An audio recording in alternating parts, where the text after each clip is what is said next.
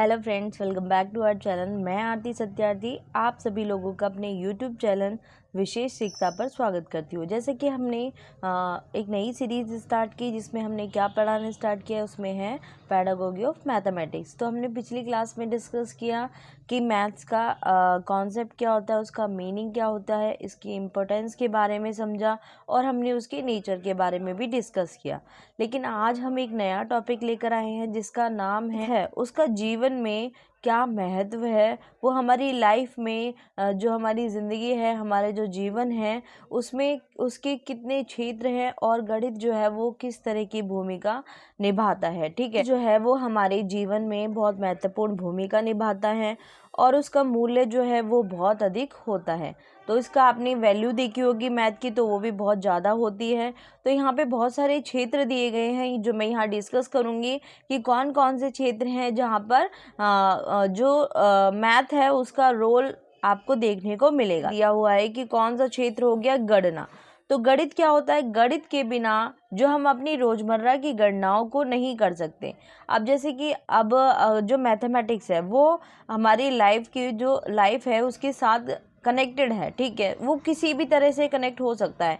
तो जैसे यहाँ लिखा है कि हम रोज़मर्रा की गणनाओं को नहीं कर सकते। रोज़मर्रा की गणनाएं बहुत सारी होती है जिसमें गणित का यूज़ किया जाता है। जैसे कि आप किसी शॉप पे जाते हैं, कुछ ख़रीदने जाते हैं या फिर या बहुत सारी चीज़ें हैं। चाहे आप मॉर्निंग में उठेंगे, आप दूध लेने जाएंगे, पैसे देंगे उसे, वहाँ से लेकर आएंगे, जितने पैसे बचे हैं वो एक्स्ट्रा लेकर आएंगे, या फिर जो भी जितनी भी शॉपिंग करते हैं, जितनी भी ख़रीदारी करते हैं उसकी गणना करने के लिए, और जितना भी टाइम है, अगर हम टाइम के बारे में डिस्कस करेंगे, टाइम के बारे में अगर हम जानकारी प्राप्त करें या फिर हम डिस्टेंस को हम नापें, तो हम किसका यूज़ करेंगे? हम मैथ का ही यूज़ करते हैं।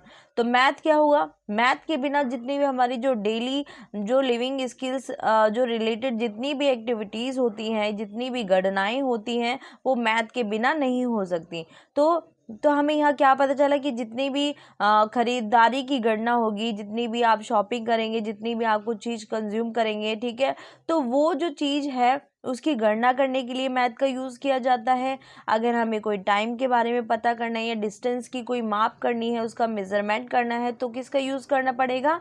तो मैथ का ही यूज़ करना पड़ेगा। ठीक है, तो अब अगला पॉइंट देख लें। अगला पॉइंट क्या है? अगला पॉइंट दिया हुआ है वित्त। वित्त मतलब फाइनेंस। ठीक है, तो गणित जो है वो फाइनेंस में भी बहुत महत्वपूर्ण होता है। आप बैंक में जाते हैं या किसी भी कोई भी कंपनी में आप जॉब करते हैं या फिर कोई हेल्थ इंश्योरेंस है, चाहे कुछ भी चीज़ हो जहाँ पे बजट तैयार करना हो या फिर निवेश के फैसले लेने हो या फिर टैक्स की गणना करनी भी हो, तो भी किसका यूज़ किया जाता है? तब भी मैथ का यूज़ किया जाता है। तो फाइनेंस में भी मैथ जो है वो एक बहुत अच्छा इंपॉर्टेंट रोल निभाता है। ठीक है, तो अगला देखते हैं। जैसे कि पहला हमने गणना डिस्कस किया, नेक्स्ट क्या है? मतलब कैलकुलेशन करने के लिए मैथ का यूज़ किया जाता है, फाइनेंस के लिए यूज़ किया जाता है। और अब अगला दे रखा है शैक्षिक विकास। ठीक है, तो एजुकेशनल जितनी भी डेवलपमेंट होते हैं तो उसमें भी गणित की बहुत महत्वपूर्ण भूमिका निभाती है।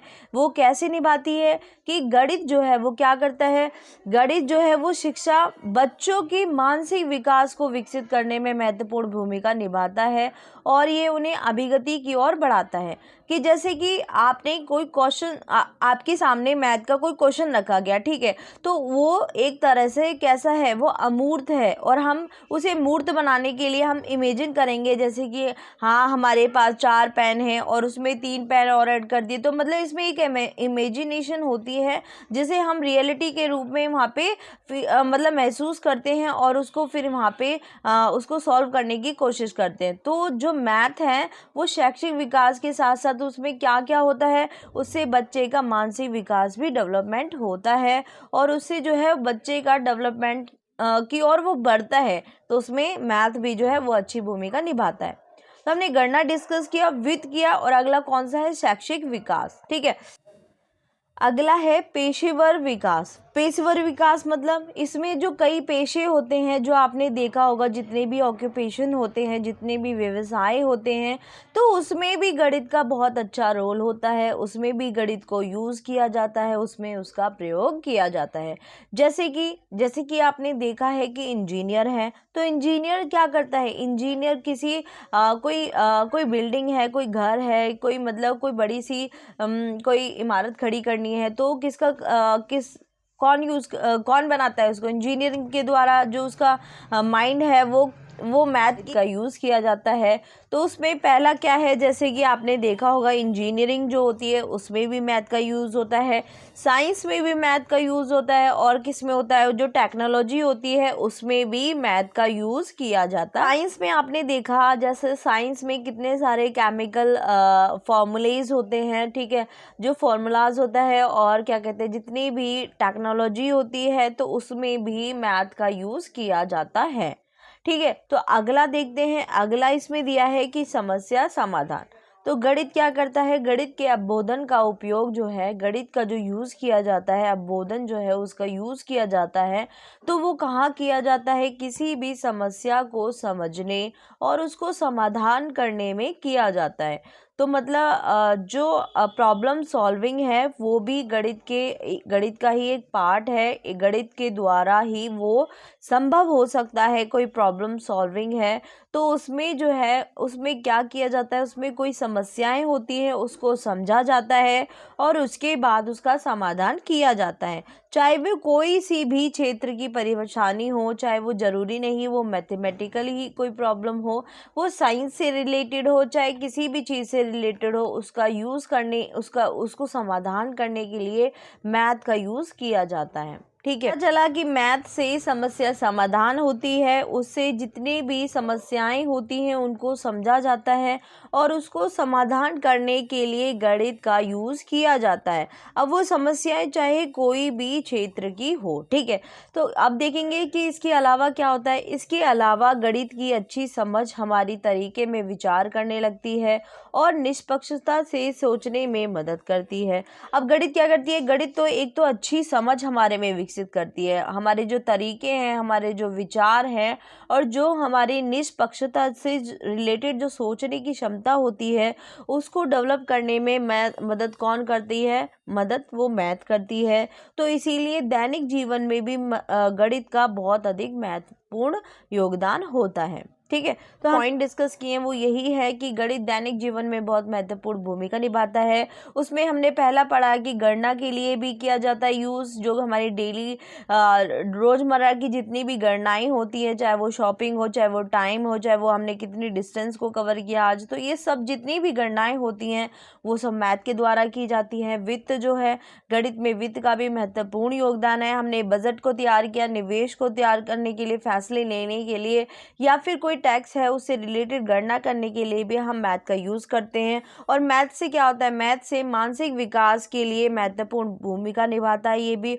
और ये जो है वो बच्चे के मेंटल जो डेवलपमेंट में बहुत अच्छा रोल यहाँ पे निभाता है। ठीक है, तो अगला जैसे है पेशेवर विकास। तो जो गणित है वो क्या करता है, वो गणित जो है वो पेशेवर क्षेत्रों में गणित का भी बहुत महत्वपूर्ण योगदान है। इंजीनियरिंग, साइंस, टेक्नोलॉजी, ये सब का अध्ययन जो है वो गणित के द्वारा ही जो है वो उसी पे निर्भर करता है। नेक्स्ट है जैसे समस्या समाधान। तो हमने ये भी देखा कि प्रॉब्लम सॉल्विंग भी एक गणित का ही पार्ट है। अब वो चाहे कोई सी भी क्षेत्र की प्रॉब्लम हो, वो सभी गणित के द्वारा ही संभव हो सकती है।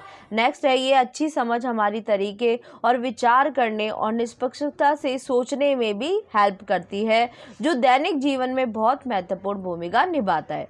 तो गणित से क्या हुआ, गणित से हमारे जो हमारे तरीके हैं उसमें सोचने में जो निष्पक्षता है, मतलब कोई इसमें कोई मतलब आपको पक्षपात देखने को नहीं मिलेगी। इससे रिलेटेड सोचने की जो क्षमता होती है वो विकसित कौन करता है, वो मैथ करता है। इसलिए मैथ जो है वो हमारे दैनिक जीवन में बहुत मूल्यवान होता है। ठीक है, तो हमने यहाँ पे यही डिस्कस किया कि डेली लिविंग जो हमारी जो डेली जीवन है, ठीक है, तो डेली जीवन में गणित का क्या महत्व था हमने यहाँ पे इसी को डिस्कस कि हमने यहाँ पे मैथ सीरीज़ को स्टार्ट किया है। तो मैथ सीरीज़ किसके लिए इम्पोर्टेंट है, तो जैसे कि सीटेट का एग्ज़ाम होता है, केवीएस का एग्ज़ाम है, और कौन कौन से एग्ज़ाम है, जैसे कि स्पेशल डीएड जो हाल फिलहाल में जो एग्ज़ाम चल रहे हैं, जो कि 8 अक्टूबर को जाकर ख़त्म है, तो उससे रिलेटेड जो हमारा जो एक सब्जेक्ट है, हमने उसी के बिहाफ में यहाँ पे वीडियो को स्टार्ट किया है। तो हमने कुछ वीडियो को अपलोड कर दिया है, तो यहाँ पे हम एक नई वीडियो लेकर आए हैं जो भी हमारे मैथ पेडागोगी से रिलेटेड है।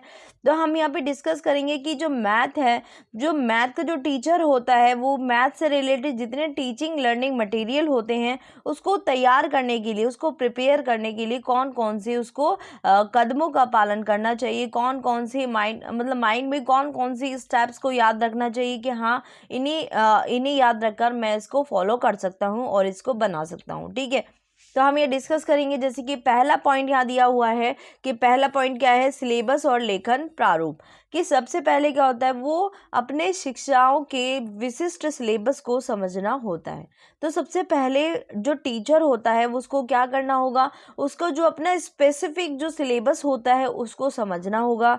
ठीक है, उसे समझने के बाद उसे यह समझना होगा कि कौन सा विषय कब पढ़ाया जाए। मतलब ये बताना चाहिए कि जो मैथ का सब्जेक्ट है, वो मैथ का सब्जेक्ट जो है, और जो सब्जेक्ट हैं वो किस टाइम पे कौन सा सब्जेक्ट पढ़ाया जाए। तो ये बहुत इंपॉर्टेंट होता है कि इसका मतलब इसका समय भी, कि मतलब कौन से टाइम कौन सा विषय कब पढ़ाना चाहिए, तो ये भी बहुत इंपॉर्टेंट होता है।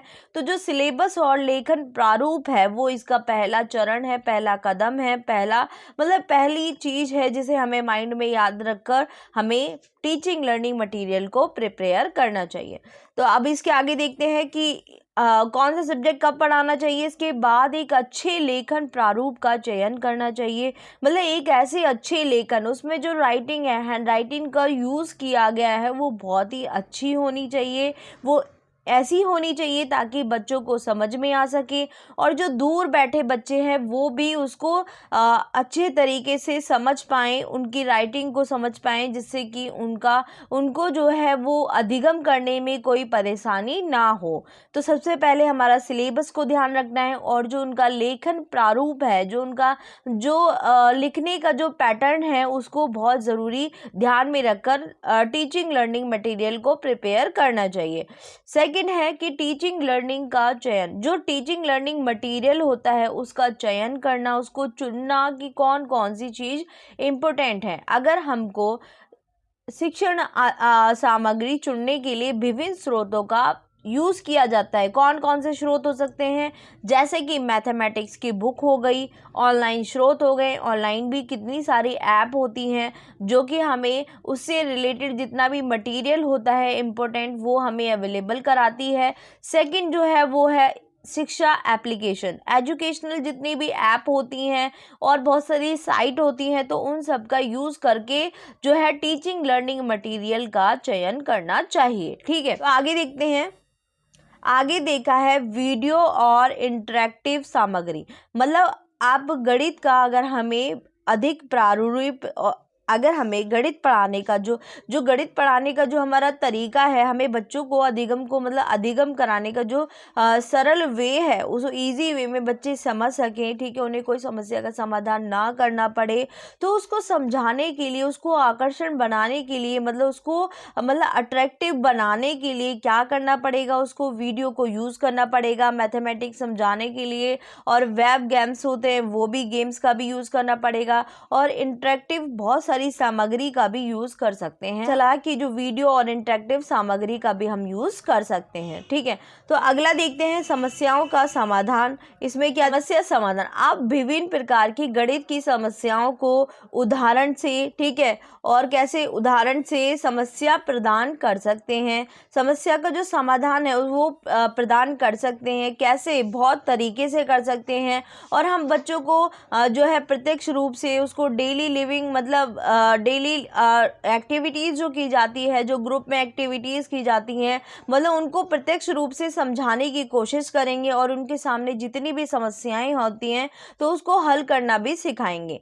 ठीक है। तो ऐसे हमारे पास टीचिंग लर्निंग मटेरियल होने चाहिए जो कि अट्रैक्टिव हो, और क्या कहते हैं जिसमें लेखन जो है वो जो लेखन का जो मतलब पैटर्न है वो बहुत ही सरल और सहज होना चाहिए। और जैसे कि उसमें जो भी जो सिलेबस है उसके अकॉर्डिंग उसको मतलब जो टीचर है उसको उसका विशिष्ट ज्ञान होना चाहिए, और हमें ये पता होना चाहिए कि कौन सा सब्जेक्ट किस टाइम पे पढ़ाना है, उसका भी ध्यान रखना चाहिए। प्रॉब्लम सॉल्विंग मतलब ऐसे टीचिंग लर्निंग मटेरियल का यूज़ करना चाहिए जिससे बच्चे की जो प्रॉब्लम हो उसको इजी वे में समझ कर उसका समाधान कर सकें। और ऐसा टीचिंग लर्निंग मटेरियल होना चाहिए जिसमें प्रैक्टिस सेशन भी हो। प्रैक्टिस सेशन में क्या है कि छात्रों के लिए प्रैक्टिस सेशन आयोजित करना चाहिए जिसमें वे गणित के सवालों का अभ्यास कर सकें, मतलब उनकी जो मैथ के जो क्वेश्चन है, जो सम्स हैं, उसको प्रैक्टिस करने के लिए कर सकें। ऐसे सवाल होने चाहिए, मतलब प्रैक्टिस सेशन होना चाहिए। उसमें क्या करना चाहिए, प्रश्न पत्रिकाओं को हम खुद ही तैयार कर सकते हैं। ठीक है, तो उसमें विभिन्न प्रकार की परीक्षाओं के लिए उपयोगी होता है, जो कि अगर हम बच्चों को बहुत सारे क्वेश्चंस कराएंगे, मैथ की प्रैक्टिस कराएंगे, तो वो क्या होगा, तो वो विभिन्न प्रकार की, उसके अलावा और भी परीक्षाएं होती हैं उसमें जो है मैथ के लिए वो बहुत, मैथ सब्जेक्ट जो है बहुत मतलब बहुत हेल्पफुल होगा।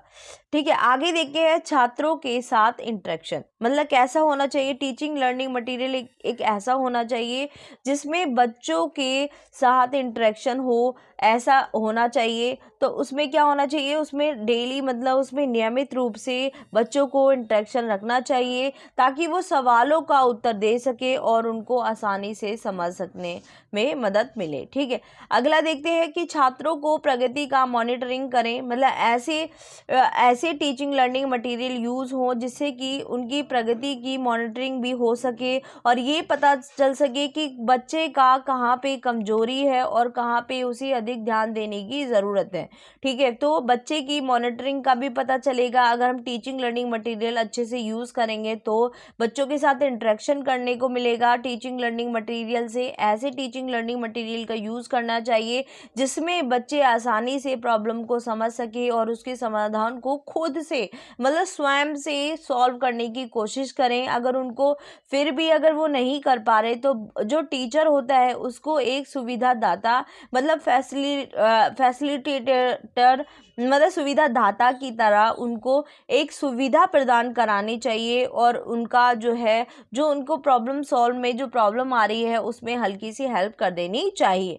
ठीक है, तो गणित शिक्षण जो सामग्री की शैक्षिक आवश्यकताओं के आधार पर तैयार करनी चाहिए ताकि जो है बच्चे गणित को समझने में सहायक हो सकें। ठीक है, तो यहाँ हमने यही पढ़ा कि मतलब उसको तैयार करते टाइम पे टीचर को कौन कौन से माइंड में जो स्टेप्स हैं उनको ध्यान रखना चाहिए, जिसमें मैंने आपको पहले बताया कि सिलेबस और लेखन प्रोग्राम है, प्रारूप है, पैटर्न है, और उसमें उसका जो शिक्षण सहायक सामग्री है वो उसका चयन करना चाहिए कि कैसी होनी चाहिए। उसमें पुस्तकें होनी चाहिए, ऑनलाइन स्रोत होने चाहिए या ऐप होनी चाहिए, और वीडियो और इंटरेक्टिव सामग्री होनी चाहिए, और समस्याओं का समाधान प्रैक्टिस सेशन भी होने चाहिए। बच्चों के साथ इंटरेक्शन भी बहुत ज़रूरी है, और प्रगति की मॉनिटरिंग मतलब प्रगति की, बच्चे कितने प्रगति मतलब प्रोग्रेस कर रहे हैं, कितने कहाँ पे कोई कमजोरी है तो उसको सुधारने का भी इसमें मौका मिलता है।